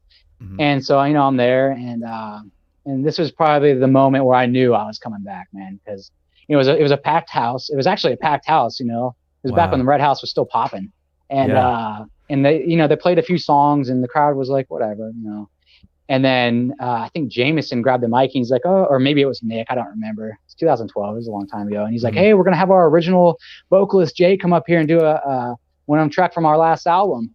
Wow. And we didn't have like a massive fan base, but enough to where people were like knew who we were. Yeah. And so I went up there and you know me, I've been in a band with you. You've seen me on stage. I try to get the crowd moving, dude. Like that's my main goal. Of course, to sound good, to perform well. That is your job. I mean, to move. I want to see the fucking people, you know. You're sort of leading the dance up there. Yeah, man. And so as soon as I got up there and we just went into that song, the fucking crowd just fucking came together, man. And it was at that moment where I was like, okay, that's right. Fucking this is my shit. And then I got kind of aggressive towards Mike a little bit, like, hey, man, I'm back. Just letting you know. You know what I mean? And like we had like we had a few arguments because and we still haven't talked since. Because he's like, no, it's my band now, bro. You've been gone for 10 months. I'm like, nah, I don't think so, man. Nick's my brother. It's gonna happen at some point, and it did, man. And Mike knew it was happening, and he kind of bowed out. And then you guys were definitely cool at one time, you and Mike Stitches, because that show that you just referred to earlier, guest vocaled. That's right. You guys sang together on a song. Yeah. There was always a mutual like respect for each other, and there was always like I remember when we practiced before that show together, Nick's like, dude, you guys should do a scream off, see who can hold out a scream longer. And I was like, competition. All right. I was like, and I could hold a scream, as you know, I can hold a scream, dude, for a fucking minute. And I was like, cool, let's do it. And of course I beat him by like 30 plus seconds, dude. You know what I mean? I just kept going, dude. And, but there's always like competition with Stitches, you know what I mean? But yeah, we had a falling out because of that argument towards the band. And eventually he bowed out. And I came back and I apologized probably a gazillion times to everybody. And I had to kind of get my, get back to where we were, man, like with the trust and everything. And, and of course, it was great, man. We started, they had already been writing songs for our album that we ended up releasing in 2013, And so they were already writing new shit. So I came into like, before I left, there was one song that we were working on, a new track, and then I was gone. So then in those 10 months, they brought together all these riffs and all these tracks that I hadn't heard. Wow. And so as soon as I got back, it was like right back to work, man. It was great. Wow. And I'd go in my room for hours with living with my wife, and we lived in a room at our mom's house, and I would just sit there for hours and just fucking, oh man, it was great. It was great to be back at it, And we started playing shows, gradually started playing shows with these new songs. And then eventually we recorded what would be our last album, Synapse Collective, which you can find online along with Bound by Design. And yeah, man, we'll call it your most recent album because you guys haven't officially broken up yet. Yeah, it's the last album, man. We actually did write a couple tracks after that, but so we released it, and then we just things happened. Things went down, man, and things went down. Yeah, Derek ended up getting the boot. Believe it or not, Derek got kicked out, and then we tried out a couple people on drums, and it just wasn't working out, man. Long story short, we decided to take some time off. Like, well, let's take a hiatus, man. Let's go on a hiatus. We've been going strong, and for me, I was like fucking disappointed because I just got back in. I'd only been in for like a year and a half, and I was like, dude, I'm not ready to call it quits. Come on, man. But it happened. Went on hiatus, and then and it worked out fine because I had my first kid was being born. My daughter was born in 2014, so it was like kind of good timing. I was like, yeah, okay, let's take a break, because like right after we took a hiatus, she got pregnant. I was like, yeah, all right, that's cool. Let's take a break. You know what I mean? And so I'm gonna need a little time. Yeah, it worked out great actually. And then in 2015, we recorded a couple tracks, and Evan, believe it or not, came back full circle. And we wrote a couple tracks with Evan and our buddy Aaron on guitar, and we just programmed the drums. I have them somewhere in the vault. When did Evan come back? When he came back? Because I have a memory of hanging out with you and Evan. He came back. Yeah. Okay. 2000, right at the end, dude. Right, like to the end of 2012, or we were recording that. Oh no, was it after recording? Fuck, man, the timeline's crazy. I think it was before we kicked out Derek. Ian was our bass player. He was our full-time bass player when I was gone on break. And then he left the band right after we recorded our last album. And then we brought on Evan, believe it or not, as our bass player. Okay. So Really? the original guitar Whoa. player went to bass. Yeah. What was that, like And 2012 though? It had It to was be 20. around. I think it was 12 or 13. I don't know. Okay, man. okay. And he learned a couple tracks. He went to a couple practices. We never played a show with Evan on bass. And never. The album was already recorded. Yeah. And it was hard. You know, he wasn't a bass player, but he's a great guitar player, so it worked. Yeah. And then that's when things started falling apart, because not because of Evan being back in the band, but just because of Nick and Derek kind of just started having a falling out, dude. Yeah. And that's when Derek got the boot. Derek was flaking on shows, and he knew it. He admitted, like, yeah, you know, because we had shows booked and he'd cancel out on shows, and it just wasn't working out, man. Then we took the hiatus. Fast forward to 2015. It's me, Nick, and Evan, and then our buddy Aaron. We recorded a couple songs just for fun. And this was when Nick was just learning. He'd only been recording engineering for maybe a year, like on his laptop. He wasn't where he is now. Now he's like whole nother level. The dude's good. You know, he knows what he's doing. Who's playing drums? It was all Nick. Nick just programmed. They were all programmed in 2015. Those 2 tracks, it was just Nick programmed the drums. And we would help. We'd help him out a little bit with like putting. It was mostly a Nick though. Just, you know, he just put that shit in there. I think Evan helped out a little bit, but wow. And then that was the last attempt, and then I tried to get everyone together for a reunion, at least, because we never had like the farewell last like goodbye show. And I wanted that. I needed closure.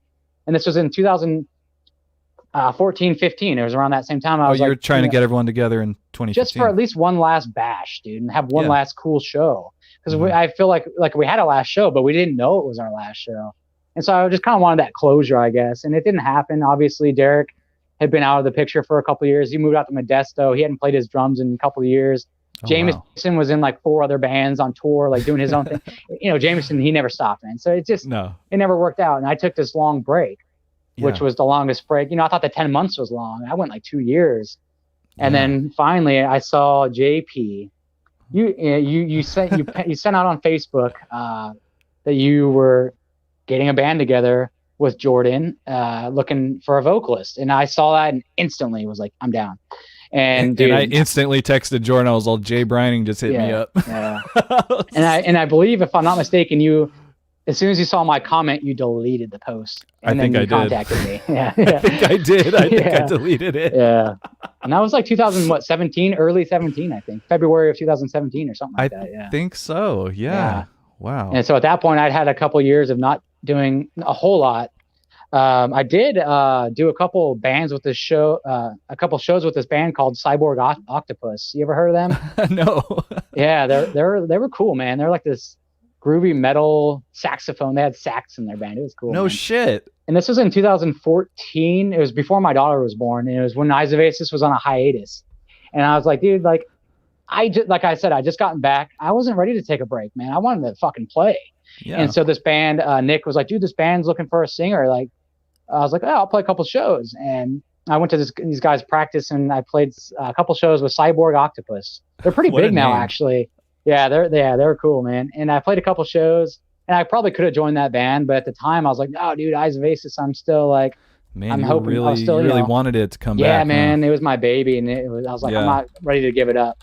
And then, so I played a couple shows with them. It was cool. And then from 2015, we did those couple songs with Evan and Nick. And then I didn't do anything until I got with you guys. And that's where we're at now, man. Yeah. That's you know what? One thing I'm tripping out about as I hear your story is that it just seems like that there was such a clear point of turnaround for you around the time where right after you got in trouble and you came back. Oh, it just seemed like I was back to old Jay. Yeah, your turnaround and the way your life has taken a turn for the positive. It seems at that was there like, what would you say that's accurate? Where you came out of there and you were like, I am a new person and my life is going to be different. I was reborn, dude. I was ready to kick ass, man.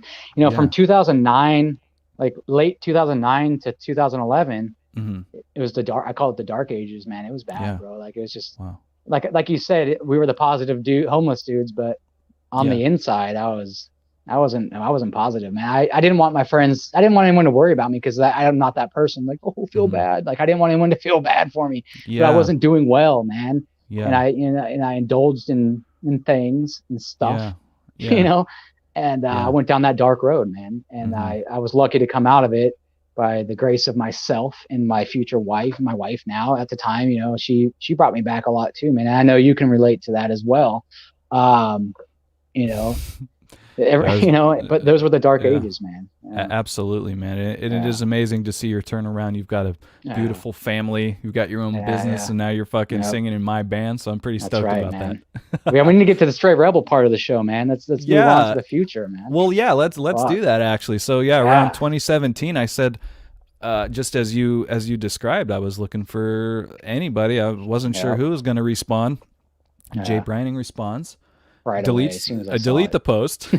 And then even then, you know, we weren't totally sure what the project was going to be. I know Jordan, it was brand new, and it was Jordan's baby. You know, he had written all these songs. I've got a couple songs written in there, but it's mostly Jordan's baby. So I really didn't know what was going to go on.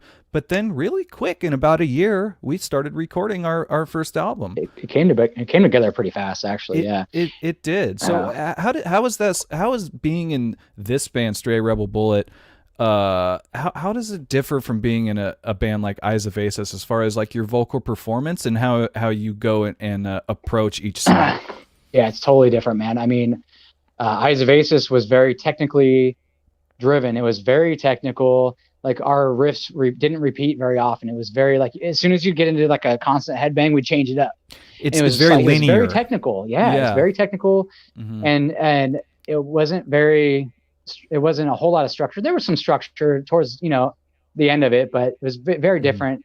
Straight Rebel Bullet. I don't know what to like label us. We're not death metal. We're not technical death metal. We're not thrash. We're not hardcore.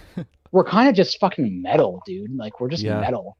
And you know what I mean? We're very melodic. I know that, but we're not metalcore. I don't think.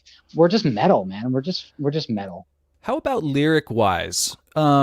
Because I assume someone like you, I know how you work. You hear the song and then you go, okay, I'm going to write the lyrics now. So the music is much different than Eyes of Aces. Different. Not only that, it's more structured. Yeah, it's more structured. Not only is the music different, I feel like you, as we mentioned earlier, mentally are in such a different place. Yeah. So like, what is it? How does it work lyrically now when you sit down and try to write lyrics? Do you feel different? Honestly, the lyrics haven't really changed.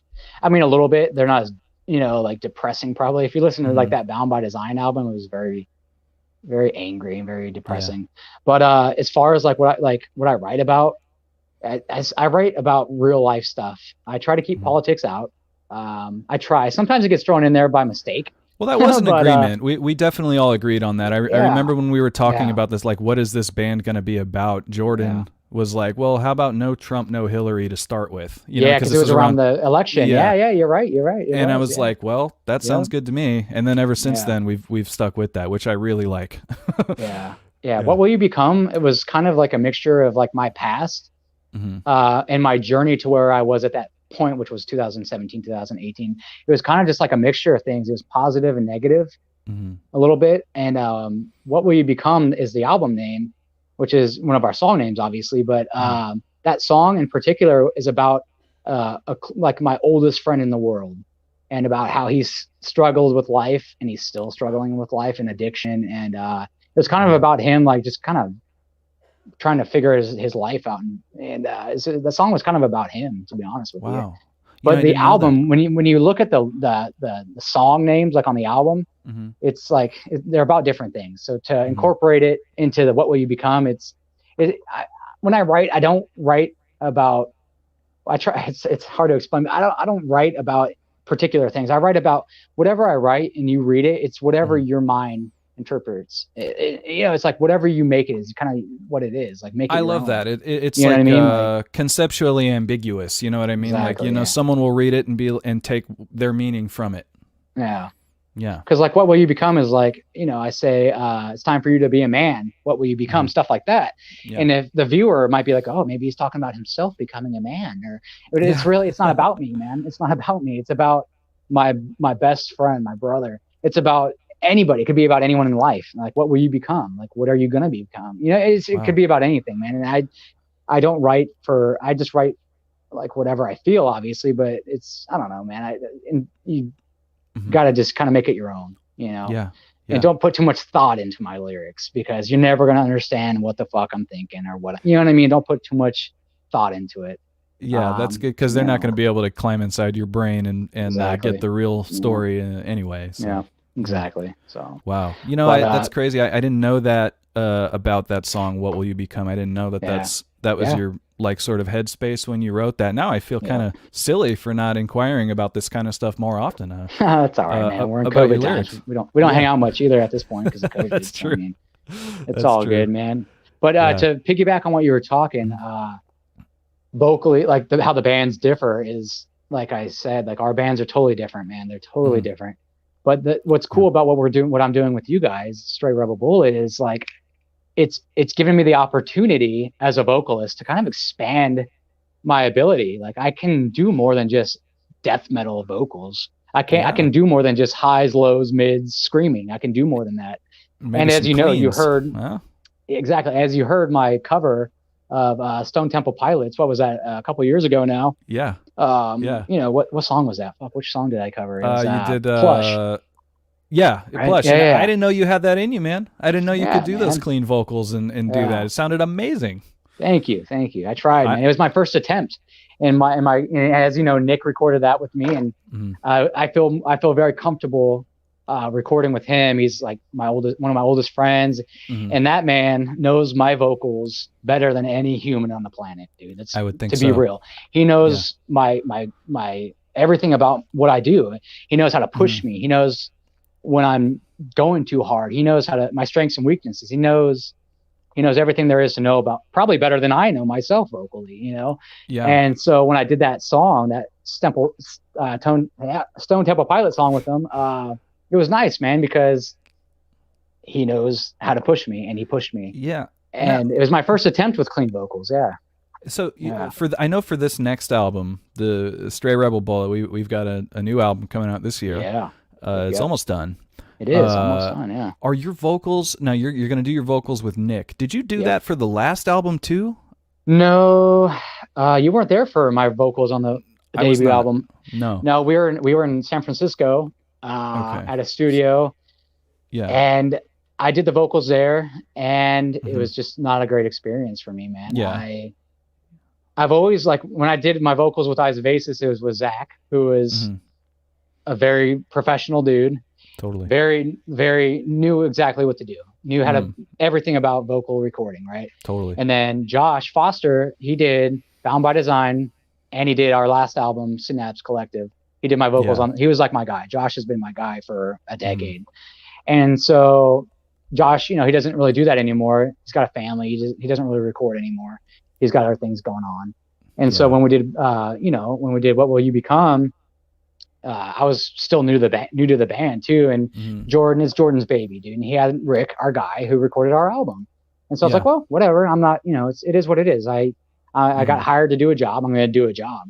And, and I went in there. I had, I think, 2 days to lay down all the songs, all the tracks, and I did it.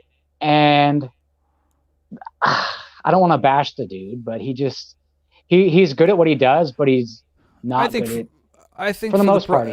I will defend him. I think for the price and the convenience. For the price, we got what we paid for, essentially. Yeah, totally. I don't think any of us are super happy with the way the mix turned out, exactly, but and it's like, and then we did give Josh Foster we gave him, he equalized it, right? He mixed and mastered it. Yeah. But at that point, like, no offense, you can only but do so much. Yeah. You can only polish a turd so much. Yeah. We gave him a turd.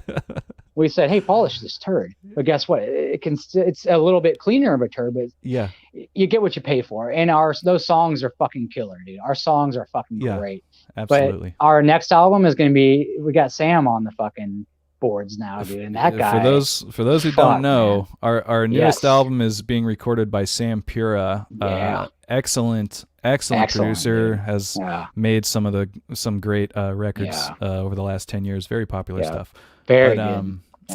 Very excited about that. So we're just working with somebody that's just a little bit more skilled in the trade. Yeah, man. And as you said, he knows Nick, his shit. Nick knows your vocals, and Nick's going to do your Exactly. vocals, and it's going to be a lot more of a comfortable situation for you, I And imagine. that's what it came down to, is like, because I remember me and Jordan got in like a little argument. He's like, dude, why are you trying to record somewhere else? I was like, he's like, well, what's going on, bro? I was like, well, it's just, I had to break it down to him. I was like, man, this is like going to be the first time ever where I'm going to be doing clean vocals on an album, which I'm not super, like, I'm not, like, I can sing, but it's not in my comfort zone. My comfort zone is like brutal fucking death, technical, brutal screaming. Like, that's my And shit. let me tell you, man, You know, Sam Pura's studio is not the place to experiment.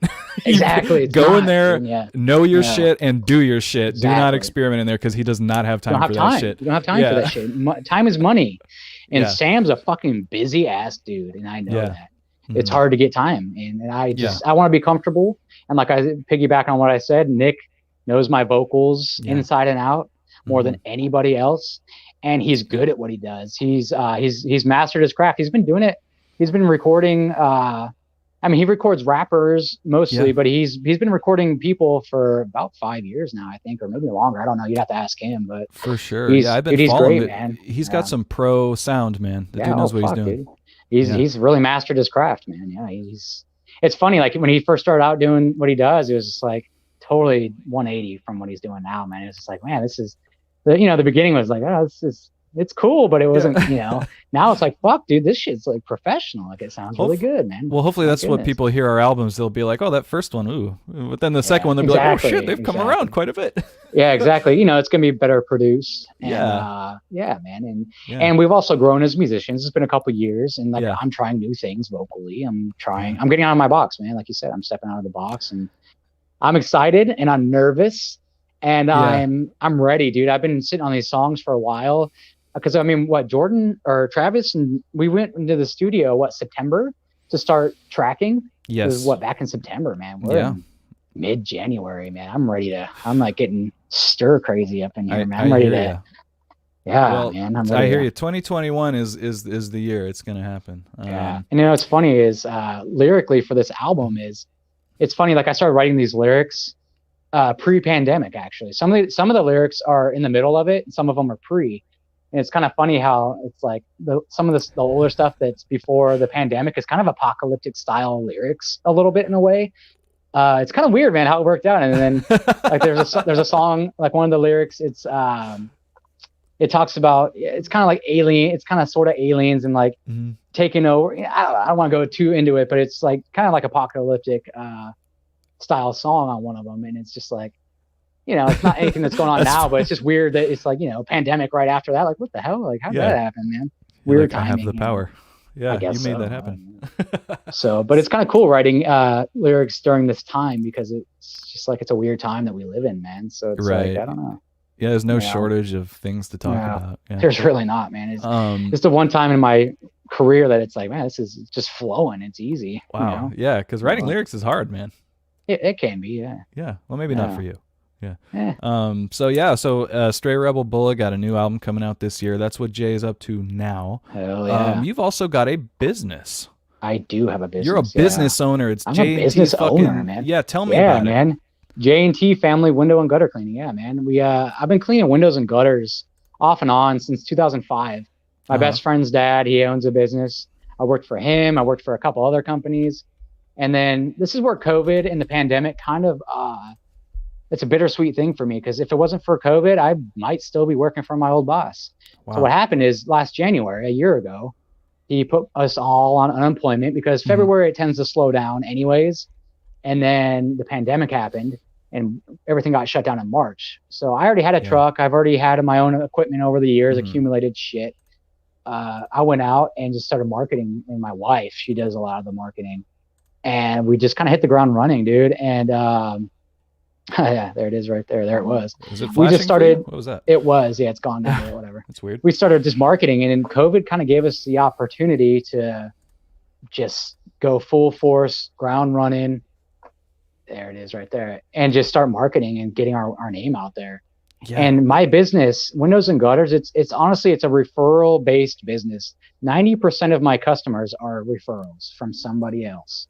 And then people, of course, will go online and look up Windows Gutters. They'll find us, whatever, and we're in magazines to promote. Yeah. And we do our marketing, but Oh, it's for a real? referral based Wow. business. Well, you're hitting the marketing hard then, getting in magazines Oh, and stuff. dude. Yeah. Wow. Yeah. Yeah. It's been great, man. Yeah, we've been doing very well, man. Yeah. I think it's beautiful, man. You got a little business with your wife. You know what I mean? man. You're making shit happen during the pandemic. Yeah. A lot of people are sitting on their hands, kind of going, you know, why me? Why did they shut down my business? Why did I get fired? This and that, but not you. You said fuck that. Yeah, pretty much. And that's where it kind of is. It kind of makes me sad though, in a sense though, because like I see a lot of like people I know here going out of business because like restaurants or little shops and stuff, and it sucks because it's all, I like feel bad. It's like, man, I'm out here thriving, and these people are getting shut down. So it's like it makes me feel bad, dude. Well, give yourself some credit. I mean, this just shows you and your family's ability to adapt. You know, no doubt. That's the way I look at it, because I don't want to call anybody up, but I see a lot of people complaining, about this whole thing, and believe me, there's plenty to complain about. This is a terrible thing that's happening to everybody. Yeah. But, of course. but then sometimes you see somebody that just like pulls themselves, they take what they have and they make the best out of it. And I see that you've done that, and it's really inspiring. Yeah. Well, I appreciate that, man. Yeah, we're doing the best we can, and in these crazy times. But I mean, we're doing great, man. And it's cool because it allows me to do stuff like this. Like I make my own schedule. Like normally it's 11:45, I'd be going to work. I do have jobs today. I booked jobs, today, but got to take the morning off, and it allows me to do that, and it's cool. I'm glad it gave you a little time to I don't want to say real. I just know how hard you worked before the pandemic hit. You know what I mean? You were working Saturdays, and it was crazy. It was even harder to get you to show up to certain things, because I know that you've got such a busy schedule. So I'm so glad to see that you're able to maintain a business and then actually get just a little bit of extra free time, because you really deserve it. But honestly, it's funny. Like as a business owner, you work harder than you did before, though. You get, there's more perks. Right. Yeah. Right. Yeah. Right. So it is what it is, man. And we enjoy it. It's nice. Well, that's awesome. I'm happy to see you thriving out there. Joe, do you got any questions for Jay before we send him off? Oh, no question. Okay. I don't know what I expected him to say. He hasn't said anything the whole time. But anyway, thanks for that, Joe. Jay, man, it has been such a pleasure. Tell me, is there anything you want to talk about? Anything we didn't bring up? Anything you want to plug here today? Oh man, we could talk for hours. I could keep going. Oh yeah, I'm happy to do that. But let's see. There's a couple things. Me and Evan, actually, we started doing a side project about a year ago. We haven't released anything, but we've been writing and recording, just the two of us. It's called Psychosphere, and you can't find it anywhere. There's nothing out there, but just it's something to look forward to in the works. Yeah. We'll put up your Instagram. Here it is. It's JSRB. Go ahead. You're better off finding him. me on Facebook. I'm never on Instagram. Okay, but, well, whatever. Go find Jay Bryning. Follow him. Get in touch, and then learn about the things as they happen. Because I know any side project with Jay and Evan, I'm gonna want to hear that. Yeah, man. So definitely check that out. What else you got? Anything else going on? Not much, man. Just trying to keep my daughter learning in first grade online school, man, and trying to keep our son occupied. My wife, she's busy at home running the business and helping out with first grade and keeping our 3-year-old occupied, man. She's working harder than I am, to be honest, man. Well, most moms do, if I understand correctly. Yeah, pretty much. How is that? What's the virtual learning like? First of all, I have a weird thing with the term virtual learning. It's a weird, because it's as if they're not actually learning. It's just like virtual, but no, it's remote learning, right? Remote learning. That's better. Yeah. Are you fucking around? Are you like getting in the background of the shot? Are you doing? No, I don't have time. I'm never home. I'm not home when she's in it. I'm always out working. I'm okay. In the field, man. Okay. But no, my wife's, she's the one that makes sure she's on task and stuff. My daughter, she's in first grade. She's dude. I mean, she's super smart, and she pretty much is independent. So my wife doesn't have to do a whole lot. Wow. Girls so it actually smart, man. They are, man. Yeah. So it's actually it's pretty easy, man. But my wife, I mean, it's easy for me. I'm not doing it. She's doing it.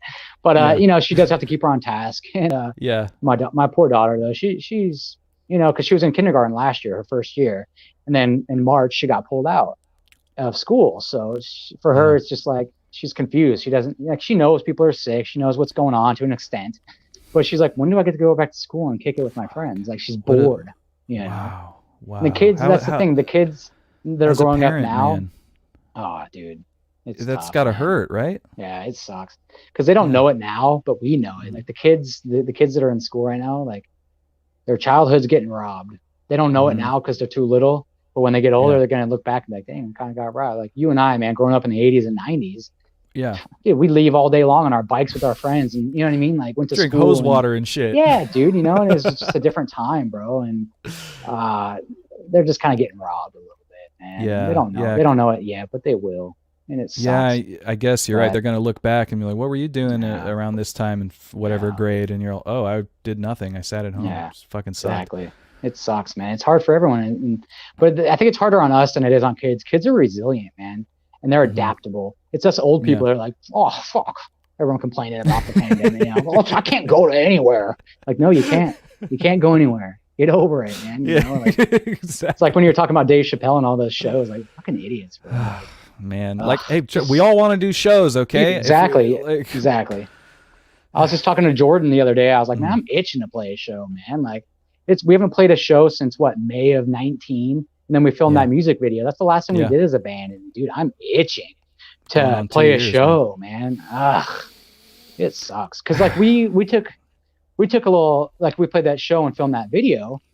And then we were like, okay, then we started writing. Like, let's take some shows. Let's not play shows and just write and get that album going. And that's what we did. We started writing, and then the pandemic happened. It's like, man, now we really can't play show, even if we wanted to. Like, if we knew what was down the road for us, I think we probably would have taken more shows. Oh, dude, we would have gone on tour. Like, let's do a tour real quick, man. Like, you know, but yeah, it sucks. Well, it is what it is, man. You know, it's forcing us to spend more time with our family. You know what I mean? Exactly, and you've got a true. great family, so that's good, right?